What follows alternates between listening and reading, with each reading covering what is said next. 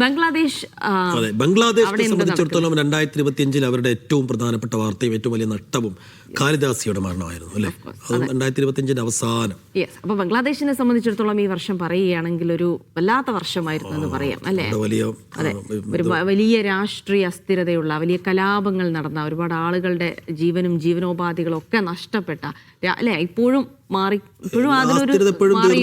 പ്രതിസന്ധിയിലൂടെ കടന്നു പോകുന്നതിനിടയിലാണ് അവസാനത്തിൽ അവരുടെ മുൻ പ്രധാനമന്ത്രിയുടെ മരണം ഉണ്ടായത്. എന്തായാലും ഖാലിദാസിയുടെ സംസ്കാരം ഇന്നാണ് നടക്കുന്നത്. ധാക്കയിൽ ഔദ്യോഗിക ബഹുമതികളോടെയാണ് സംസ്കാര ചടങ്ങുകൾ. ഇന്ത്യൻ വിദേശകാര്യമന്ത്രി എസ് ജയശങ്കർ ഉൾപ്പെടെ സംസ്കാര ചടങ്ങുകളിൽ പങ്കെടുക്കും. ധാക്കയിലെ അപ്പോളോ ആശുപത്രിയിൽ ഇന്നലെ പുലർച്ചെയായിരുന്നു ഖാലിദാസിയുടെ അന്ത്യം.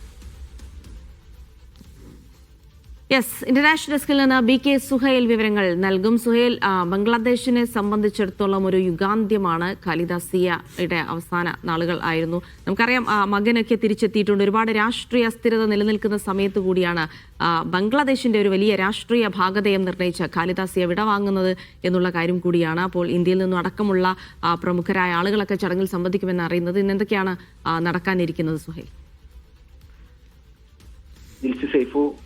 ഇന്ന് ഖാലിദാസിയുടെ മൃതദേഹം സംസ്കരിക്കുമ്പോൾ രാജ്യത്താകെ ഇന്ന് അവധി പ്രഖ്യാപിച്ചിരിക്കുന്നു. എന്ന് മാത്രമല്ല, ഇടക്കാല സർക്കാരിന്റെ പ്രസിഡന്റ് മുഹമ്മദ് യൂനുസ് പറഞ്ഞത് സമാധാനത്തോടു കൂടി ഇനി ഇത്തരമൊരു സംസ്കാര ചടങ്ങ് നടക്കുന്ന ഘട്ടത്തിൽ വേറെ ഏതെങ്കിലും തരത്തിലുള്ള അസ്വസ്ഥതകളും പ്രതിസന്ധികളും ഉണ്ടാകാനുള്ള സാധ്യതയും സർക്കാർ മുൻകൂട്ടി കാണുന്നുണ്ട്. അത് അടച്ചുകൊണ്ടുള്ള മുന്നൊരുക്കങ്ങളുമായിട്ടാണ് ഇന്നത്തെ ഒരു സംസ്കാര ചടങ്ങ് നടക്കുന്നത്. 3 ദിവസം ഔദ്യോഗികമായ ദുഃഖാചരണവും പ്രഖ്യാപിച്ചിട്ടുണ്ട്. ലോകത്തിന്റെ വിവിധ ഭാഗങ്ങളിൽ നിന്ന് നേതാക്കൾ എത്തുന്നുമുണ്ട്. നമുക്കറിയാം, ബംഗ്ലാദേശിനെ സംബന്ധിച്ചിടത്തോളം ദീർഘമായി കഴിഞ്ഞൊരു 30 വർഷം ബംഗ്ലാദേശിനെ നയിച്ചുകൊണ്ടിരുന്ന ഏറ്റവും പ്രധാനപ്പെട്ട നേതാക്കളിൽ ഒരാളാണ് ഖാലിദാസിയ. നമുക്കറിയാം, ഷെയ്ഖ് ഹസീനയും ഖാലിദാസിയയും നേരത്തെ തന്നെ ബദ്ധവൈരികളായി മുന്നോട്ട് പോയിരുന്നു. ഇപ്പോൾ അതിലേറ്റവും പ്രധാനപ്പെട്ട 2 നേതാക്കളും വിട പറയുന്ന, ഒരാൾ ഷെയ്ഖ് ഹസീന ഇന്ത്യയിലേക്ക് ഒളിച്ചോടേണ്ടി വന്നു, ഖാലിദാസിയ മരണത്തിലേക്ക് കടക്കുന്നു. അപ്പോൾ ഈ 2026 എന്ന് പറയുന്നത് ബംഗ്ലാദേശിനെ സംബന്ധിച്ചിടത്തോളം വലിയ മാറ്റങ്ങളുടെ ഒരു കാലമാണ്. അതുകൊണ്ട് തന്നെ വലിയൊരു ജനക്കൂട്ടം ഖാലിദാസിയയുടെ ഈ ഒരു സംസ്കാര ചടങ്ങുകളുമായി ബന്ധപ്പെട്ടുകൊണ്ട് ഇന്ന് ധാക്കയിൽ ഉണ്ടാകും എന്നുള്ള കാര്യത്തിൽ ഒരു സംശയവുമില്ല.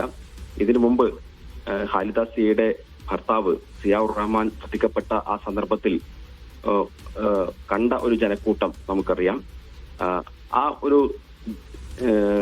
മരണത്തിന് ശേഷമാണ് യഥാർത്ഥത്തിൽ ഖാലിദാസിയ രാഷ്ട്രീയത്തിലേക്ക് പ്രവേശിക്കുന്നതും ബംഗ്ലാദേശിന്റെ രാഷ്ട്രീയത്തിലേക്ക് ഒരു വലിയ നേതാവായി ഉയർന്നു വരികയും ചെയ്യുന്നത്. ജീവിതത്തിന്റെ പകുതിയിലേറെക്കാലം സിയാഉർ റഹ്മാന്റെ പത്നി എന്ന ലേബലിൽ ജീവിച്ച ഖാലിദാസിയ വെറുമൊരു വീട്ടമ്മയായിരുന്നു. പിന്നീടാണ് യഥാർത്ഥത്തിൽ 1981 മാർച്ച് 30 സൈനികരുടെ വെടിയേറ്റ് സിയാഉർ റഹ്മാൻ കൊല്ലപ്പെട്ടതോടെ അടുക്കളയിൽ നിന്നും അരങ്ങത്തേക്ക് യഥാർത്ഥത്തിൽ സിയ എത്തുന്നത്. അതിനുശേഷം നടന്ന പട്ടാള അട്ടിമറി, സൈനിക മേധാവിയായിരുന്ന ഹുസൈൻ ഇർഷാദ്, ആ ഹുസൈൻ ഇർഷാദിനെതിരെ യഥാർത്ഥത്തിൽ ശക്തമായി പോരാടി തന്നെയാണ് ആ സന്ദർഭത്തിൽ യഥാർത്ഥത്തിൽ ഷെയ്ഖ് ഹസീനയുമായി കൈകോർത്തിട്ടാണ് യഥാർത്ഥത്തിൽ ആ പോരാട്ടം നടത്തിയിരുന്നത്. പിന്നീട് നാഷണലിസ്റ്റ് പാർട്ടിയുടെ നേതൃപദവിയിലെത്തുകയും പിന്നീട് തെരഞ്ഞെടുപ്പ് ജയിക്കുകയും അതിനുശേഷമുള്ള 3 പതിറ്റാണ്ടുകൾ മാറിയും മറിഞ്ഞും ഷെയ്ഖ് ഹസീനയും ഖാലിദാസിയയും ബംഗ്ലാദേശിനെ നയിക്കുകയായിരുന്നു.